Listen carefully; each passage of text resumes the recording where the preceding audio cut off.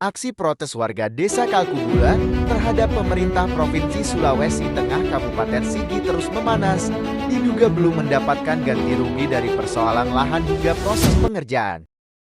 Diduga belum mendapatkan ganti rugi lahan, proyek miliaran di bibir sungai menjadi sorotan warga Sigi. MK Tipikor, palu proyek pembangunan gedung kesenian Kabupaten Sigi yang terletak di bibir pinggiran Sungai menuai sorotan. Aksi protes warga Desa Kalkubula terhadap pemerintah daerah Kabupaten Sigi Provinsi Sulawesi Tengah terus berkepanjangan. Meluapnya amarah warga dipicu dari persoalan ganti rugi lahan yang tak kunjung dituntaskan semenjak awal survei lokasi hingga proses pembangunan berjalan. Adapun menjadi tuntutan warga Desa Kalkubula Kecamatan Sigi, selain ganti rugi lahan, warga meminta agar kiranya pemerintah daerah Kabupaten Sigi memberikan kemudahan pengambilan pasir di dekat lokasi pembangunan tersebut yang sempat terusik adanya pembangunan yang menelan miliaran rupiah. Selain dari persoalan komplain warga terhadap pemerintah daerah, pihak media melihat secara pengamatan diduga terjadi pelanggaran hukum terhadap perencanaan pembangunan di pinggiran bibir sungai. Adapun dugaan bentuk pelanggaran hukum dari perencanaan pembangunan, pihak perusahaan pemenang proyek menggunakan galian si ilegal yang belum teruji kelayakan materialnya. Selanjutnya mengenai kejelasan AMD al berdirinya bangunan di bibir sungai masih misterius, belum mempunyai kejelasan secara detail dari D.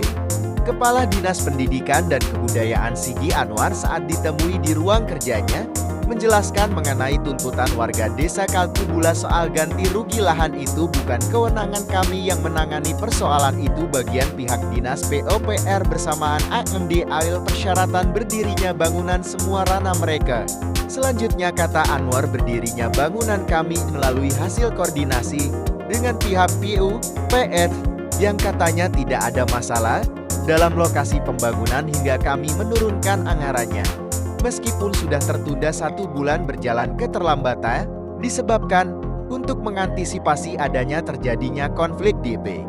Kadis sambil meminta masyarakat agar persoalan itu ditempuh dengan jalan damai dengan penyelesaian secara musyawarah, hingga pihaknya akan melakukan koordinasi kembali dengan pihak PUPR agar tidak ada yang dirugikan.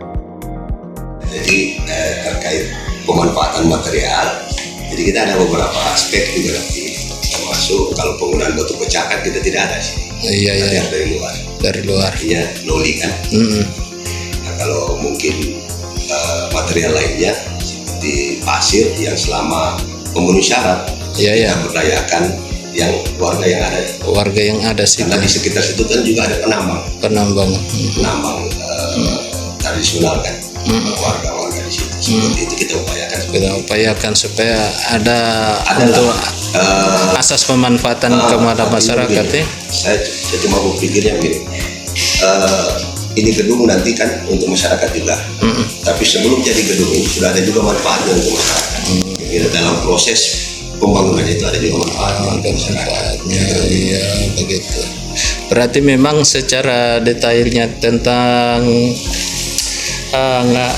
ini izinnya itu, perizinannya tentang AMDALnya itu ada juga Pak, sudah ada. Semua sudah ada.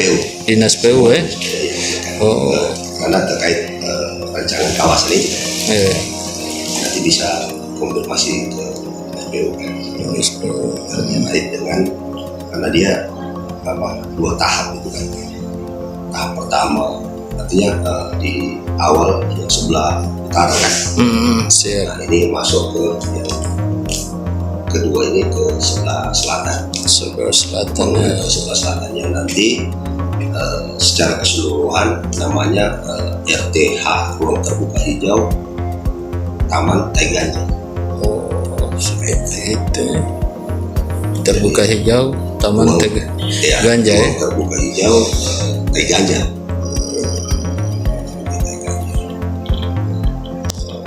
Dengan pas apa dulu nama lengkapnya Pak Kadis? Saya cuma Anwar saja. Liputan TV MK Tipikor Arwis Lahamin melaporkan dari lokasi.